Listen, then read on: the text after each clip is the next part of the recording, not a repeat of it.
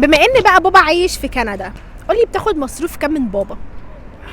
ايش السؤال ده؟ بصي، هو بصراحه هو مفيش مصروف معين، يعني انا معايا. بس انت هتعاملني يعني هتقولي بالعمله الكنديه. هقول لك انا معايا كام. طب دلوقتي ممكن اقول لك معايا كام دلوقتي بالظبط. انت معاك كام دلوقتي؟ مش عارف بصراحه، بس انا ممكن. طب يلا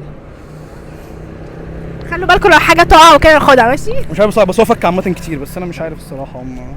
ايه ده مصري. ما انا كندي، مش هنزل بالكندي وانا رايحين دلوقتي. مش عارف بصراحه. طب الكندي حطه فين؟ فين هم الكندي؟ دول حوالي 300 جنيه. حلو، والكندي فين؟ لا الكندي في البيت بقى، ما هو انا فين بكوا بقى؟ بكوا إحنا- فين؟ هو في ال 30، في ال 30 وفي ال 20، يعني في عندكم بيتين؟ شقتين عادي. طب وفي كندا عندكم بيت؟